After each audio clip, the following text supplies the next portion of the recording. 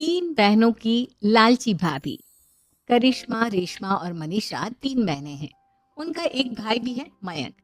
मयंक अपनी बहनों को बहुत प्यार करता है, लेकिन मयंक की पत्नी सविता इस मामले में मयंक से बिल्कुल ही अलग है।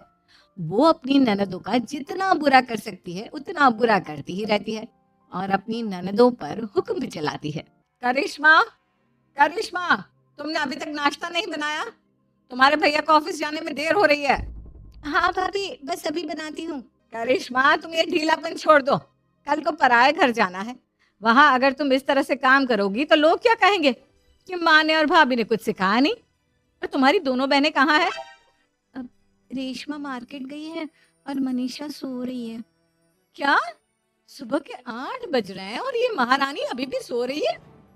ये कहते हुए सविता अपनी सास दुर्गा देवी के पास जाती है। माँ जी, देख रही हो अपनी बेटियों के तौर तरीके?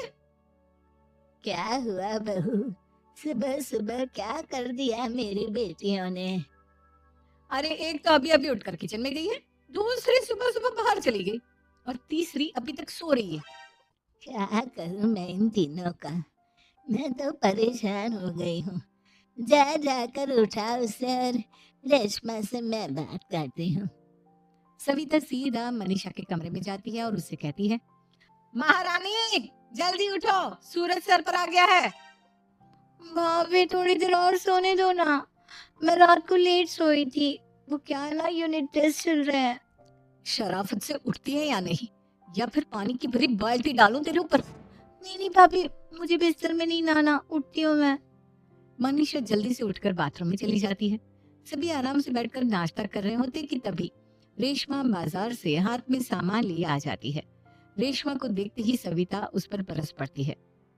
लो, आ गई महारानी। ऐसा भी क्या सामान लाना था जो सुबह आंख मलते ही बाजार की तरफ रवाना हो गई? भाभी, कल आप ही तो चीख रही थी कि घर का सारा सामान मुझे ही लाना पड़ता है, घर में किसी को भी किसी काम से कोई लेना देना नहीं है। अब मैं बाजार जाकर सामान ले आई तो आपको इस बात से भी तकलीफ हो रही है? देख रही हो माँ जी, अपनी बेटी की जुबान कैंची से भी तेज चलती है। और मयंक, आप तो कुछ कहेंगे नहीं अपनी लाडली बहन को। रेशमा, अपनी भाभी से ऐसे बात नहीं करते। चलो माफी मांगो। भैया, मैं क्यों माफी मांगू? आप भाभी से बोलिए ना कि हम पर कम हुक्म चलाया करे। हम इस घर की बेटियां हैं और आपकी पत्नी की ननद है, नौकरानी नहीं। लो, कर लो बात। इनकी भलाई के लिए कुछ भी बोलो तो इन्हें बुरा लग जाता है। इस घर में यही इज्जत है मेरी। देख लो माँ जी, आपकी बेटी किस लहजे में मुझसे बात कर रही है। सविता वहां से चली जाती है। मयंक को बहुत गुस्सा आता है, वो भी वहां से चला जाता है। फिर करिश्मा रेशमा को समझाती है। रेशमा, तुम्हें भाभी से माफी मांग लेनी चाहिए थी ना। लेकिन दीदी, मैंने कुछ किया ही नहीं तो मैं माफी क्यों मांगू? हाँ करिश्मा दीदी, रेशमा दीदी जैसे ही घर में आई भाभी ही उन पर चिल्ला रही थी। हाँ, मैं मानती हूँ कि गलती भाभी की थी। मैं तो इसलिए बोल रही हूँ कि भाभी ने माँ को तो पूरी तरह अपने वश में कर लिया है। वो हमारी बात सुनती ही नहीं। मयंक भैया हमारे लिए हमेशा खड़े रहते हैं, इसलिए उनकी बात का मान तो तुम्हें रखना चाहिए था ना। कोई फायदा नहीं दीदी, कुछ दिनों की बात और है, भाभी उन्हें भी हमारे खिलाफ भड़का देंगी। फिर वो भी माँ की तरह हमारी किसी बात का विश्वास नहीं करेंगे। इसी तरह सविता अपनी तीनों ननदों को किसी न किसी बात पर परेशान करती रहती थी। एक दिन मयंक अपनी तीनों बहनों के लिए गिफ्ट लाया। करिश्मा, ये तुम्हारे लिए हार का सेट। रेशमा, तुम्हारे लिए सुंदर सी ड्रेस। और मनीषा, तुम्हें किताबें पसंद है ना, तुम्हारे लिए किताबें लाया हूँ। थैंक यू भैया। थैंक यू भैया। थैंक यू भैया। करिश्मा, तुम्हारा नेकलेस कितना सुंदर है। ये भैया कहाँ से ले आए होंगे? मैंने भैया को 3 दिन पहले फोन पर ये डिजाइन दिखाया था और आज भैया ये ले आए।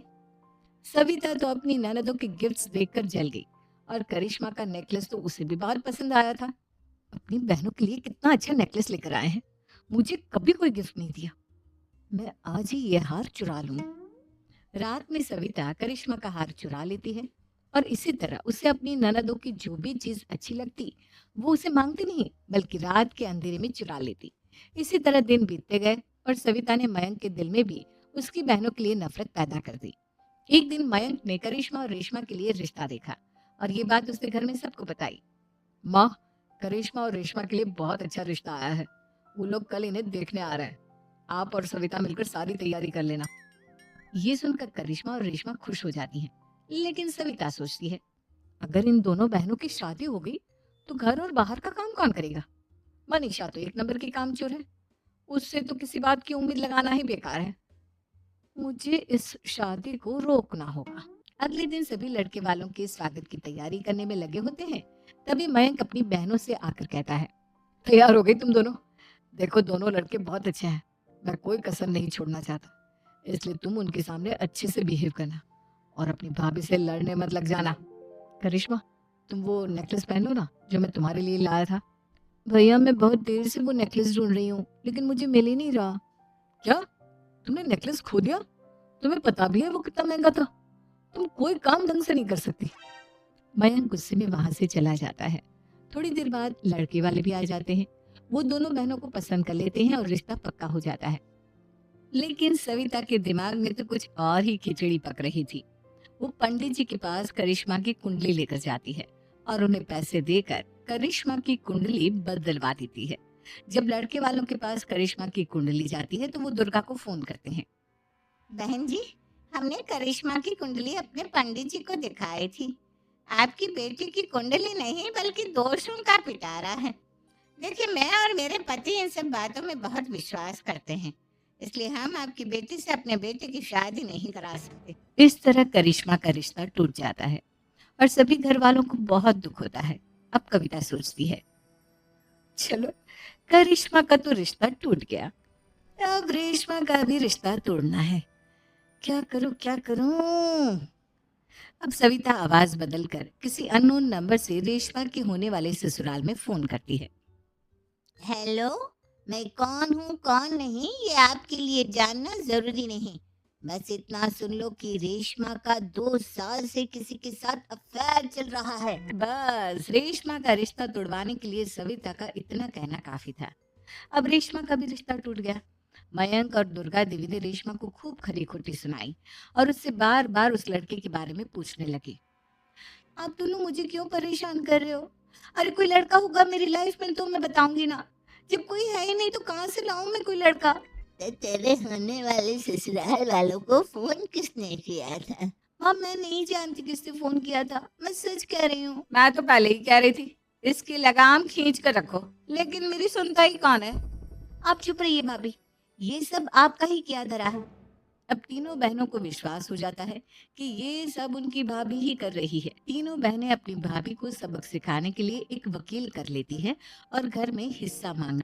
देखो भैया, माँ बाप की जायदाद में जितना बेटों का हक होता है उतना ही बेटियों का, इसलिए इस घर के 4 हिस्से होंगे और हमें अपना हिस्सा चाहिए। मैंने तुम्हारे लिए क्या क्या नहीं किया और तुम इस घर में हिस्सा मांग रही हो? भैया, आप और माँ हम बहनों की कोई बात नहीं सुनते हो और भाभी हमारी शादी नहीं होने देगी क्योंकि उन्हें लगता है कि आप हमारी शादी में ज्यादा पैसा लगाओगे और उन्हें हम जैसी फ्री की नौकरानी कहाँ मिलेगी। तो हम भाभी के साथ तो रह नहीं सकते, हम बहनों को अपना हिस्सा चाहिए। अरे तुम्हें शर्म आनी चाहिए अपने भाभी पर ऐसा इल्जाम लगाते हुए। वो तुम्हारे बारे में कितना सोचती है।